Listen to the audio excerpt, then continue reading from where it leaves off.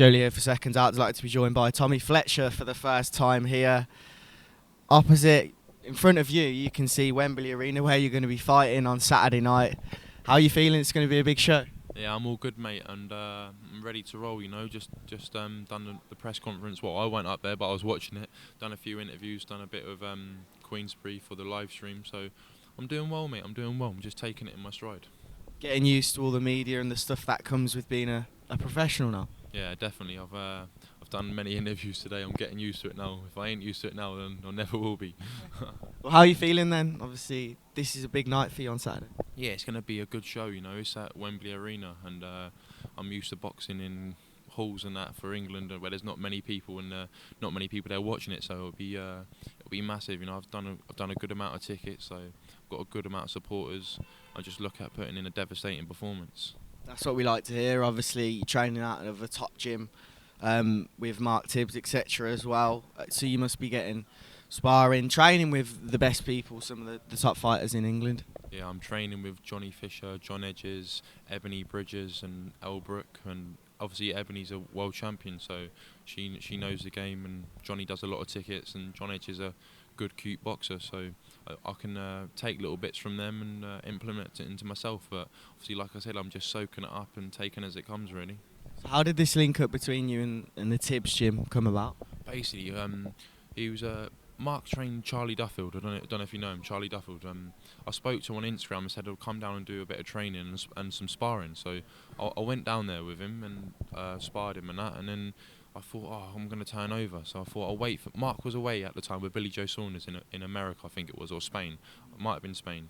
And yeah, I waited for him to get back. I'd done one pad session with Mark, and he said he really liked me. He said, I've got good punch power, and he said I'll make a good professional. So then I come back down, I think it was the same week, and done a bit of training. I weren't mixing with Hedges or Fisher at this point. It was just he was just putting me on, like, he said I was on trial, and then he took me sparring down the Matchroom gym. I sparred Johnny Ryder, and obviously I got a bit of weight on him, so it was more tech spar, and I gave a really good account of myself. So he said then he'll take me on to go pro, and then that was that, you know. Then got management at S-Jam, signed with Frank, and then here I am today making my debut on Saturday night. You couldn't really ask for a better start to your pro debut. Obviously managed by S-Jam, trained by at the Tibbs gym, Mark Tibbs, on BT Sport for your pro debut. That's something that a lot of fighters would hope for. Yeah, 100%. S-Jam, they're really good people, and they've done a lot for me and Frank. You know, it's going to be on BT Sport, a big venue.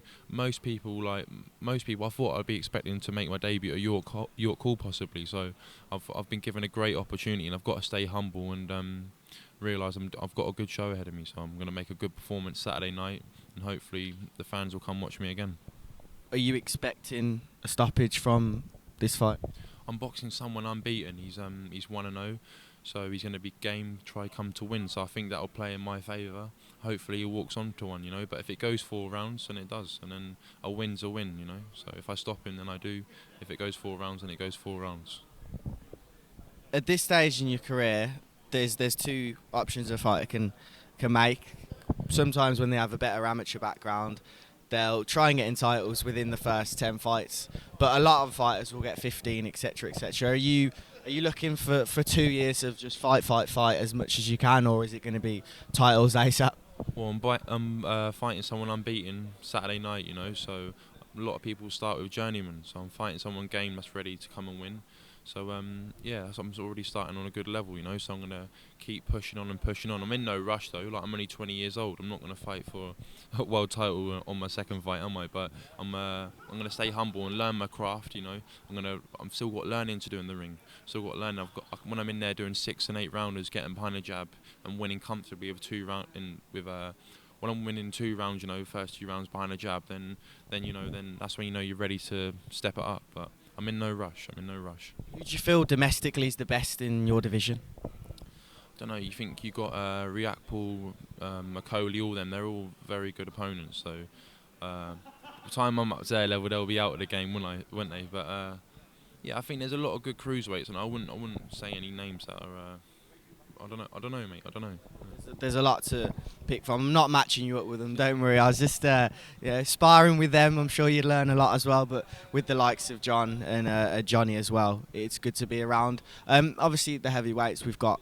Actually, before we move on, Chris Billam-Smith, Isaac Chamberlain, just a quick reaction. That fight was announced a couple of days ago. It should be a good fight in your division as well. Oh yeah, that's a very good fight. I saw that on Instagram that they made that, and I'm looking forward to that. I may even go watch it. To be fair, I think that'll be a good fight. And I can't predict it. You know, I think they've both boxed good people, but I think Chamberlain, his last couple fights, he hadn't boxed anyone like very credible. But then you've got Billam-Smith. He's still pushing on. He's still trying to work his way up. But I do believe Chamberlain is a good boxer, and I believe it will be a very good fight. But maybe I think Billam-Smith might just edge it, if not stop him.